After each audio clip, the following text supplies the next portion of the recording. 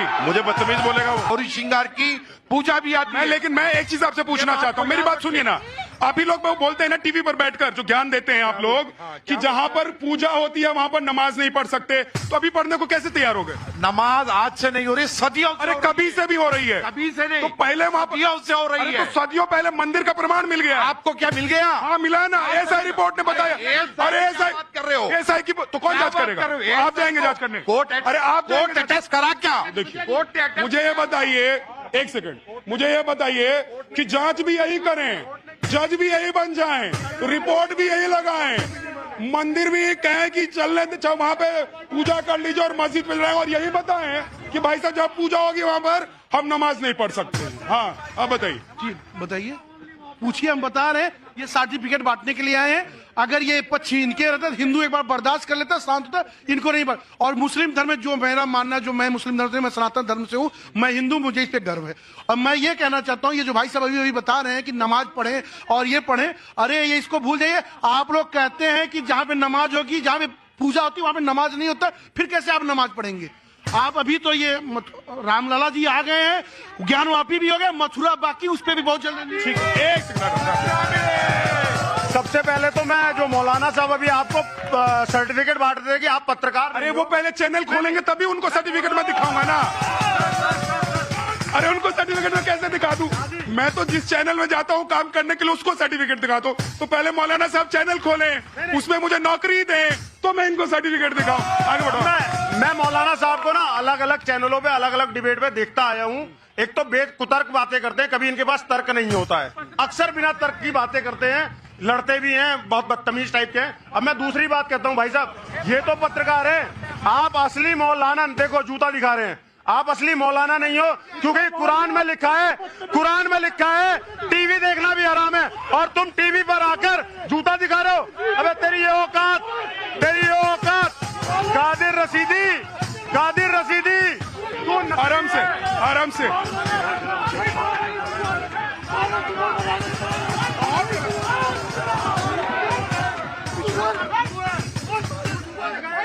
एक मिनट राहुल जी, पीछे आराम से, आराम से, आराम से।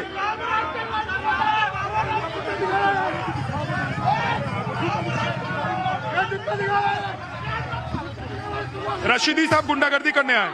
आप करा रहे हो गुंडागर्दी? आप गुंडागर्दी करेंगे? आप करा रहे हो ना? आप गुंडागर्दी करने आए। आप करा रहे हो? आप पब्लिक को जूता क्यों दिखा रहे हो? आप करा रहे हो? आप पब्लिक को जूता क्यों दिखा रहे हो? आप करा रहे हो? आप पब्लिक को जूता करेगा? क्या बदतमीजी की? बदतमीजी करेगा? बदतमीजी की? वो बदतमीज बोलेगा? क्या बदतमीजी की? मुझे बदतमीज बोलेगा वो। एक मिनट, आराम से, आराम से, आराम से, आराम से। मैं आप लोगों से रिक्वेस्ट कर रहा हूँ, प्लीज प्लीज शांत हो जाइए, प्लीज शांत हो जाइए, प्लीज प्लीज। मैं रिक्वेस्ट कर रहा हूँ आप लोगों से, शांत हो जाइए, आराम से, आराम से। साजिद रशीदी को आप यहाँ से ले जाइए शो से। सोनाक्षी प्लीज साजिद रशीदी को शो से निकाल दीजिए, साजिद रशीदी को शो से हटा दीजिए। रशीदी साहब को ले जाइए यहाँ से, आप प्लीज खड़े रहिए। रशीदी जी को प्लीज शो से हटा दीजिए। साजिद रशीदी को ये समझना चाहिए कि वो पब्लिक के सामने खड़े हैं, उसके बावजूद अगर, एक मिनट रुक जाइए प्लीज, प्लीज रुक जाइए। सोनाक्षी, सोनाक्षी साजिद रशीदी को पीछे कर दीजिए। अब मैं साजिद रशीदी के पास नहीं जाऊंगा, आप लोग शांत रहिए प्लीज। साजिद रशीदी अब पैनल में नहीं है, ठीक है, ओके। साजिद रशीदी अब पैनल में नहीं है, आराम से हम लोग डिबेट करने आते हैं, आराम से बात करते हैं। राहुल भाई देखिए, वहां पर पूजा की इजाजत मिल गई है, लेकिन काशी में क्योंकि हिंदू जो लोग हैं या सनातनी जो हैं वो ये चाहते हैं कि विश्वेश्वर महादेव का मंदिर हो, तो उसके लिए वो प्रयास कर रहे हैं। लेकिन जो पहले कहते थे कि जहां पूजा होती है वहां नमाज नहीं कर सकते, वहां हम नमाज के लिए भी तैयार हैं और पूजा के लिए भी तैयार हैं। देखिए, इस पूरे मामले का समाधान लेके माहौल यहाँ पे घर में मैं एक ही चीज कहूंगा, इन पूरे मामलों का समाधान या तो वार्ता से निकलेगा या तो संविधान से निकलेगा। इसका समाधान हम लोग किसी तीसरे रास्ते से नहीं निकाल सकते हैं। माननीय सुप्रीम कोर्ट के 5 सदस्यीय संविधान पीठ ने राम मंदिर को लेकर क्या निर्णय दिया, जरा उसको गंभीरता से देखने की जरूरत है।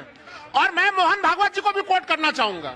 सुप्रीम कोर्ट ने स्पष्ट कर दिया कि उन्होंने 5 सदस्यीय संविधान पीठ ने कि अयोध्या का मामला एक आखिरी मामला है इस प्रकरण में।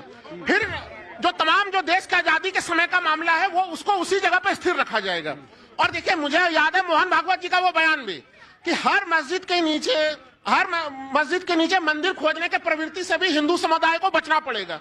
इस देश में सर्वधर्म नहीं तो सनातन, देखिए आप भी हिंदू हैं, और ऐसा नहीं है कि हिंदू या सनातनी लोग, मैं आ रहा हूं, एक सेकंड रुक जाइए। और प्लीज जो आप लोग यहाँ पर आते हैं इस कार्यक्रम में शामिल होने के लिए, मैं उनसे रिक्वेस्ट करता हूँ, अगर आप लोग मेरी इज्जत करते हैं, मेरा सम्मान करते हैं, तो यहाँ किसी भी तरह से माहौल नहीं खराब होना चाहिए, क्योंकि मैं इसीलिए आता हूँ, मैं आ रहा हूँ, मैं आप लोगों के लिए आता हूँ, और आप लोगों को मेरा साथ देना पड़ेगा, सहयोग करना पड़ेगा, तो ही शो चलेगा। इसलिए शांति बनाए रखें। देखिए, जो मेहमान या जो लोग यहाँ पर आकर खराब व्यवहार करेंगे, मैं उन सबके पास जाऊंगा नहीं। एक मिनट,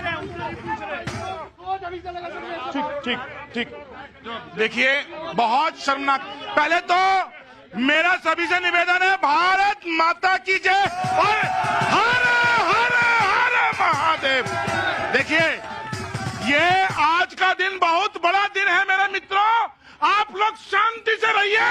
एक एक धर्मस्थल हम संविधान से वापस लेंगे, कानून से वापस लेंगे।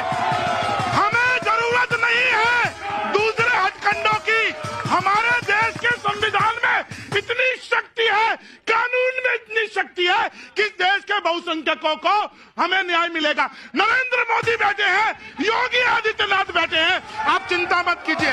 और एक बात देखिए, ये बदतमीजी कर रहे थे। राहुल भाई, अब रुक जाइए, नेक्स्ट रुक जाइए, एक मिनट रुक जाइए।